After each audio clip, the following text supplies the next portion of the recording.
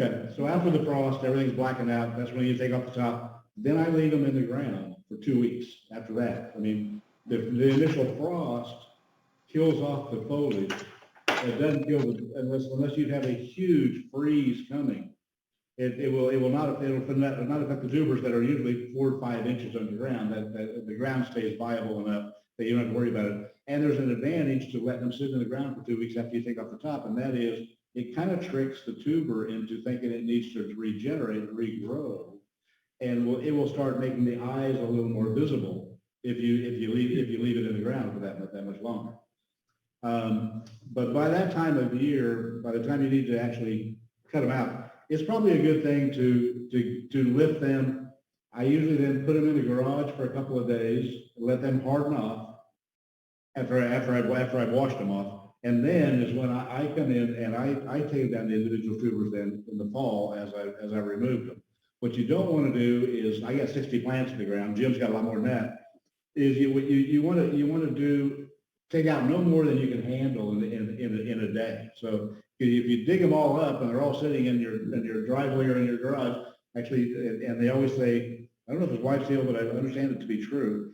Never ever put your tubers directly down on the concrete, because the concrete itself will suck out all of the moisture in that area, and you will almost kill the tubers just by having them dry out on the concrete itself. I brought also quick examples of the tools that I use for removing, and I bought these last year. These are some of the handiest and some of the greatest things I've ever bought to use for tubers. Great big long shears with just a fulcrum point very close in there, where you can actually, and sharp on the edges, where you can actually, if you need to, you can actually dig into the thing, but it also gives you a very precise cut. Where did you get those, Ron?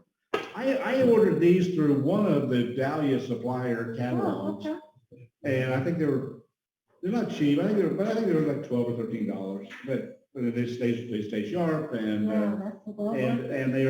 again, these are really good ones for getting in.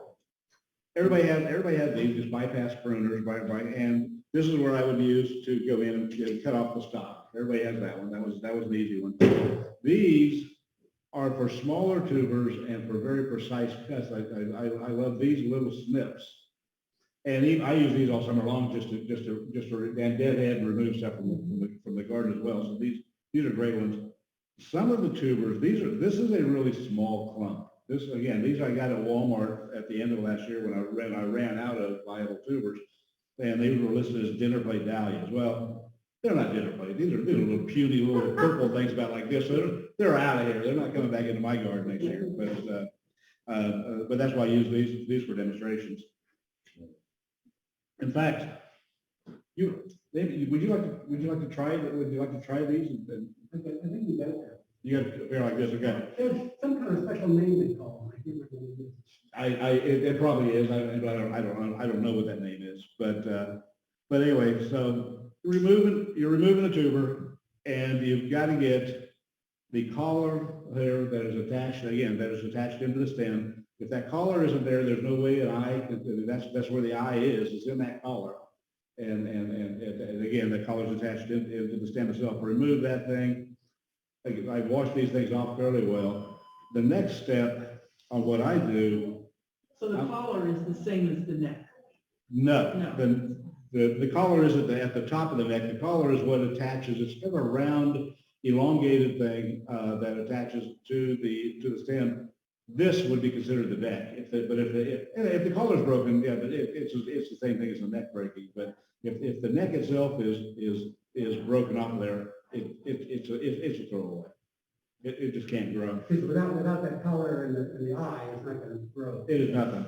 Yeah, it is. And sometimes you can't see the eye. I mean, you won't know it's there until you're bringing it back in the spring. So, like for instance, I'll have this thing marked and listed as what it is, and I'll put it into a flat of some kind of potting mixture in the spring, and I use grow lights in my basement. When I usually beginning of April, March, somewhere beginning of March, I will then move them from the storage, which is a dark, cool area, to the grow area, which is in my case, again, I use grow lights and have it in a room in my basement where I have the two furnaces in there, and it keeps that room at about 70 degrees, which is just perfect for growing them. But when we're talking about that is, some of these, this one has a visible eye. This one, pretty good, probably going to be viable for sure. Some of them you don't know until spring, but so let's say I got 6 or 7 tubers out of this clump. I'm going to put all 6 or 7 in the ground, even if I don't see an eye. But 4 weeks later, if it hadn't done anything, you know, it's proven that there was no eye there. But sometimes the eyes are just really not visible at all. And so you that's where separate them before you store them. I separate them by, yes. In fact, Margie's going to talk about how to store too. I'm going to show you how I do it. And I will say this, you talk to 10 different dahlia growers on how do you overwinter things, they'll give you 10 different answers. I mean, yeah, from like, what medium do you use to store them in? And I'm going to show you how I do it. She's going to show you how she does it. I've never done it as she's going to show you, but this year I want to try it some because it takes up less space. For sure, the way I do it. Now, last year I had 350 tubers in my basement. So I mean, it's, you know, I had tables full of tubers. If I can make that smaller, I'd be happy with that. Have you ever tried keeping a dahlia alive under your grow lights in the winter? No, I'm not even sure that would be. It even says you can do that, but I was curious. Jim Cook, have you ever done that? I'm not sure. Not sure he's audio's Okay. coming back. Yeah. Okay. I will No, check. I don't know the answer to that specifically, but I don't think so. I think they need their rest. It's like tulips can't keep going all year. They've got to defoliate and rest for a few months and get back in business. Now some of these, again, I was getting to this particular thing. Some of these clumps get really big, and you need something strong and heavy to even just break them apart. This is actually, they make knives specifically for dahlias. They're kind of like this. This is just a cheap little carpet knife that I bought at wherever, you get them all over the place. But I sharpen it up a couple times a year as I'm using it, and it has been invaluable. And I brought this piece of wood along because sometimes as you're dealing with the great big ones, you need to find some kind of spot where you can set it on there so you can get some leverage on it and actually start cutting on it. So I actually use this block of wood, quite a bit. All right, so you got your tubers. They're ready to put into storage. I've never done it, but I'm going to do it this way this year. I always add sulfur dust to them, and that it seems to help with the rot. Believe it or not, and I read this again yesterday. Have you ever heard of, Erin from Floret? Mm-hmm.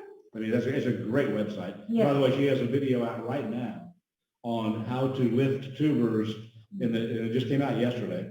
What was that? Erin at Floret Farms is the name of her company, and she is just outstandingly good at zinnias and dahlias. I shared that last year on the website. Yeah, Or okay. not the website, the Facebook. So I like Erin from Floret. yeah. So, I mean, but there should be a link on the Facebook, and I can share it again today on Facebook. Well, the videos she's putting out now are only for, and by the way, then it's easy to do it. People that are signed up with her already. She's sending out an email specifically for the new videos that she just put out. I mean, just go to her website and she'll sign you up right there and you'll have access to the videos. What's the name of the website? Floret Farms, I believe. FloretFarms.com. Yeah. FLORET. RET, yeah, Floret. And I mean, Google Floret Farms and you'll find Erin at Floret Farms. She's outstanding. In fact, she wrote a book this year just on dahlias, and my wife got it for me for my birthday this summer, and it's just really good. Yes. Well put together. I mean, what she has is picture after picture after picture of her favorite dahlias, broken down by size and color. I got it from the library. It's a great book, isn't it? Yeah. All right, but anyway, here's what she taught me. Sulfur dust is what I've always used, and I've always just used this. This is, you buy in this bottle, and it's just, I mean, a screwdriver opened up, but it's just, I just was squeezed out, and it's just dust blows out there. Very inefficient, really didn't work. Here's what she taught me yesterday as I was looking at her video. not only do people not use sulfur dust, they use cinnamon. Cinnamon is, and I thought I brought some cinnamon in or something, but anyway, I guess I didn't. It's But- on the camera. Oh. It's, No, yeah, that's mine. Yeah, That's, oh, here we go. So, all right, cinnamon. Big Lots, believe it or not. I mean, you can buy these things, cinnamon's cheap. But I buy it at Big Lots, these are $1. And they, but I also, stuff for our kitchen, we've got salt. they're this big. Stuff, yeah, well, so, yeah. But the way I've always done it in the past is, again, I just have them laid out and I just spray dust on them. So sometimes I have really thick sulfur, sometimes none at all. But she said, here's the way she does it, this is vermiculite. And then I added cinnamon into the vermiculite, add your tubers in, shake them around a little bit, and the cinnamon will then adhere to the outside of each tuber. And Maybe you get hungry, they probably taste it. delicious with toast, no doubt about it. Put a little butter on there. And this is orient rock. It is, So yeah. This is another alternative. To sulfur. Sulfur is what I use typically. Again, I'm gonna try some with cinnamon this year. I'm gonna know which ones I did sulfur, which ones I did cinnamon, and see if there's any difference. And I may even do that. There's a couple varieties. I have multiple plants in the ground, so I may separate those plants and do a cinnamon sulfur test. And could you put the sulfur dust in a bag and do the shake up? I'm gonna do the same, yes, that is how I'm gonna do that this year. You see it all, right? See the cinnamon or the. No, no, no. Oh, the sulfur dust you use vermiculite as well? Yes, just add this, yeah, I think I should. I like the idea of it. Just add some sulfur dust into there. That way, if it's just sulfur that's in there or just cinnamon is in there, you'll probably even get too big a coating on it anyway. All you want is some cinnamon or some sulfur on each of the tubers. And supposedly we'll keep them from rotting. I've had pretty good success of having overwintering with probably 95% of them remain good.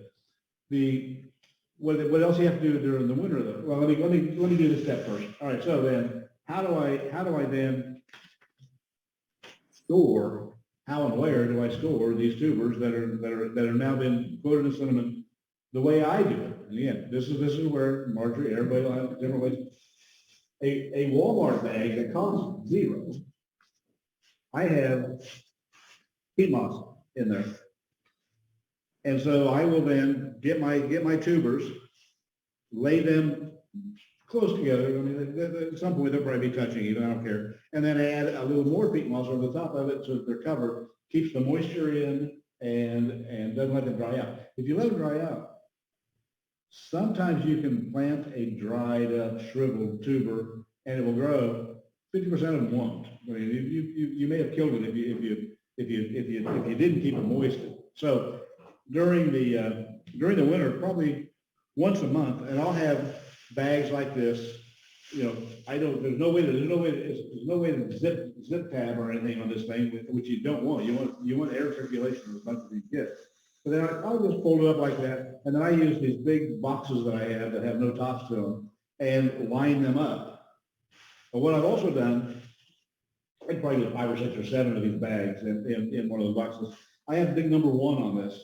This is how I keep track of what is what. So I have transferred the first tubers that I was going to do, put them in bag number 1, and then I write on there what it is. Diva, here's the code for it, whatever. And then I 2 other things. I like to then, so I keep track of just how tall were mine this year, because sometimes I really never paid attention. And this year I paid a lot more attention to it, because I have some stuff that's almost hidden behind some really tall dahlias. So in this case, the Diva was about 3 feet tall, so I know that's one I want to kind of more up front. That's a shorter one. And then I usually, to put a quantity on there, I have 8 tubers in this regular bag. That way I keep track of it too, to see how many I'm losing and how I'm doing. It somewhat helps then too to get ready for the sale that we have in the spring, to just to have the beginnings of some quantities.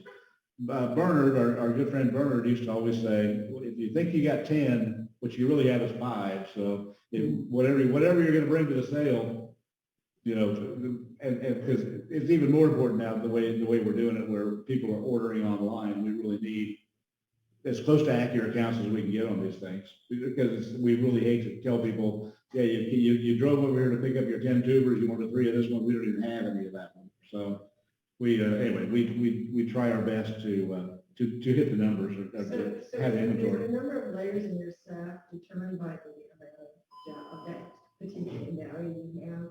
Yeah, I mean, the number of per bag, I've had some, all right, so you just dealt with Dennis Patton. And I have donated tubers to various gardens that the Master Gardeners do. And last year, good afternoon. Hi, Bob. Hello. In Garden Gallery, we had a number of them the year before. And one called AC Band. AC Band is a very popular, very good one. In fact, I think Jim Cook has won the largest show the last 2 years in a row with AC Band. It's a beautiful plant. But Dennis had never really grown dahlias before, and so he was watering, okay, but he was fertilizing them weekly. And yeah, the plants were big and whatever. They didn't really produce that many blooms though. But then when I was lifting them after the season, I dig in there, it had 24 tubers underneath that plant. Again, it didn't bloom very much, but it had 24 tubers under there. I'd never seen anything like that. I went to Dennis. Dennis is the horticulture guy for the extension office in Johnson County, and said, I don't know what you did. He goes, I figured they were big blooms, so I figured they needed a lot of fertilizer. I said, well, you created more tubers than I think I've ever seen. But that's what reminded me. He asked me the question. I literally, for that plant, I had like 24 tubers in one of these bags. Sometimes I'll even, put in a layer of peat moss. This bag can stretch out fairly big. A layer of peat moss, a layer of tubers, another layer of peat moss, another layer of tubers. It's always just one dahlia type. Yes, absolutely. Just, I'll have 40 of these. And some of them, if they just have too many of them, I'll have to do a couple bags for one variety. But yes, each variety has its own bag, and more or less it works. So the peat moss is to keep a little bit of moisture. Yes, all right, so I'm glad you said that. Remind me of that. One more thing. Oh, okay. Yeah, during the winter then, so I've got them in boxes in a non-heated area of my basement, which keeps it around 50 degrees, 55 even. I try to keep it below 50 as much as possible, meaning I don't open the door to that particular area of the basement. I want to keep it cold. But in fact, I've always heard that the perfect number for storing dahlias is 100, and the answer is 50% humidity, 50 degrees is the perfect environment for storing your dahlias. But it's still, wintertime is still dry, not desert dry, but it's still dry. So I still come in once a month or so and open each bag. Usually I even pull out each tuber so that way I can feel for rocks or whatever as I'm doing it. And then I have a spritz bottle, and I'll just spritz some water into the peat moss, and that gives, there's plenty of moisture there to maintain them all winter long. It works pretty well. Like I said before, I seldom lose any, at least to dry over the winter. I've had entire sacks go rot, which was something in one or two of the tubers, and it just spread everything. And I've had entire bags go bad, but that's very rare as well. I went fairly fast. Does anybody have any comments or questions on that? So does the size of the tuber have any bearing on the plant? No, I've seen huge ones, but still, I mean, I've seen them to be like whale huge with one little neck on there and barely an eye even on the outside of it, and they'll grow just I mean, the shape of, for instance, this one. That's almost the perfect tuber right there. This is the one Swan Island will be very proud to sell you for the looks of this particular tuber. But you'll see them in all kind of shapes and sizes, and for the most part, they're all viable. Okay. On questions, Ron, would you repeat the question because there's any people can't be in the audience sure. questions? Sure. Although I'm about done, I think you are coming up. Yes, I am. do have one Oh, question. go ahead. It's about separating at the end of the season versus the beginning of the next season. Yeah, that again comes down to somewhat time available and somewhat personal preference. I would rather, I get them hosed off and cleaned up and the dirt off of them, and I separate them into individual tubers in the fall. Sometimes if you wait till spring, there is an advantage to wait till spring, and that is that the eye could become a little more visible the closer you get to spring, and knowing then that would show you at least they have viable tubers. The problem though is if you leave them in clumps like this, it's hard to keep them covered and harder. You have to use a lot more of medium of peat moss or whatever to keep them viable all winter. And they actually harden up over the winter. It makes it much more difficult to try to take off this tuber out of this stock. That stock will get hard as a rock. But when you're a huge tuber seller like Florette Farms is talking about, in fact, the video I watched from her yesterday is going, we don't have time in the fall. We have to lift 1,000 plants. But and then in the winter when there's nothing else going on is when we start pulling them out and start taking them down to tuber size. I'm an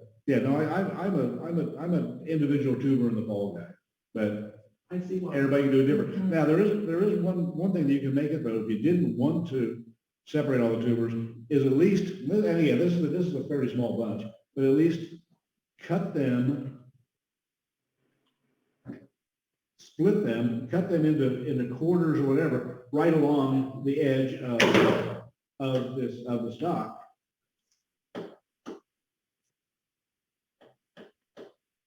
And you'll have a much easier time of storing them. When if it was a big stock, I probably would have done it half and half again. But I try to take them down to the individual tubers in the fall, and that makes it even. They take up less space, and it's just to me, it's just the proper way to do it. But Ron, can you hear me? Yes. Yeah, okay, I did. Sorry about the delay. Something I do, and I did it last year for the first time, and it worked better for me, and it's very similar to yours. And I pulled it right off the ADS site. You know, if you'll go to the American Dahlia Society webpage, and they've got that column, well, on the banner, they've got home, societies, grow, know, research, news and events, store, and about. And if you'll go to that no column, and at the very bottom, it'll say articles / videos and books.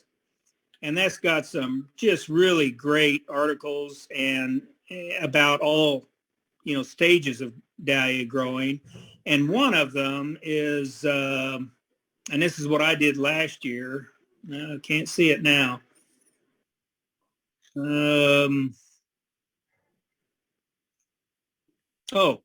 No fuss, store your tubers in plastic wrap. And what they do is cut them just like you're talking about, individuals. And they'll, there's another article on the site that says, they use Daconel. They'll mix up a liquid solution and just dip them in that. I use sulfur just like you did last year. And then after they dry just a little bit, they wrap them individually not individually. They'll lay out a long sheet of saran wrap, and they'll lay a tuber down and roll it to where it's, totally surrounded the tuber, and then set another tuber right on it, and just keep rolling them up one by one until you got this big wad at the end. yeah, And that worked really well for me. And I never even checked mine. Now I do store mine in a cooler at about 45 degrees, but I checked. I had all no loss. First year you did it? Is this the first year you did it, Jim, this way? Yes, this is the first year I've done it. I did it last year too, and I'm gonna go over that method. Marjorie's going to actually demonstrate that for us. Yeah, I got saran wrap. Oh, okay. Yeah. But no, I wanted to ask you the question though. Do you feel like you had just as good a results as doing it the way you did it before? I had the best tubers coming out this year than I've ever had, and the highest percentage. Now, why I had the worst growing season I've ever had. Mother Nature. Everybody here But can raise their from what I hand on that one. understand, that's pretty much through the club. I know it was for me. One thing about dividing them in the fall that I think is important is getting rid of that old stock, this year's stalk, because, if you have rot start, that's usually where it starts. True. And it gets rid of all that old, if you do leave it on the stalk, what I did is actually took my little electric drill with the drill bit, and back before I started separating them in the fall, and ran a drill bit right up the center of that core, so air could get clear through that core, so it could dry out good on the stalk, and that seemed to help. But to just take a full clump and wash it up and let it dry a little bit and put some sulfur or Daconel on it. With that whole stalk in there, I've always had a terrible time with the stalk rotting, and then that would obviously rot the whole clump. What did you think of the vermiculite mixed with sulfur and shaking up tubers in there? Is that the way you used to do it, or have you ever done it that way? Yeah, I used, like sugar and donuts. I just took a brown paper bag and put some vermiculite and sulfur in it. And after they're divided up, I just throw in however many I had and shake it real good. And that was it. Have you ever done cinnamon? No, I've read that, but I've never done. I'm going to try some this year to see what happens. Yeah. All right. Well, I'm going to change up, and I'm going to dip mine this year and go with Daconel and a dip. Yeah. I've got Daconel at home too, because I use it on my roses all the time. Mm-hmm. Is that a fungus preventer or? Yeah, antifungal. Yeah, it's fungal. Ron, are you familiar with the conductor's pencils for marking? Is that what you gave me? I'm sorry. Is that are you talking about marking light on the tuber? Yeah. I've never done it, and I will say one of the problems then with peat moss is it's a dark substance and moist. Some of that dark absorbs into the tubers, makes it harder to see, and then you get wrote on there.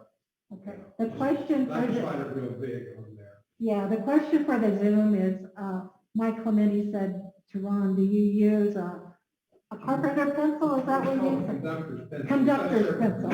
It's a neat pencil. Okay, It's on the Swan Island. okay, on Swan Island, their Several pencil. people sell them. I got Yeah, some already. yeah. So you mark yours, you put a name on each tuber? Yeah, or if I have a clump, I'll mark, if I got a clump with 10 of them, I'll mark 3 or 4 or whatever. Yeah. But you have to keep the pencil wet.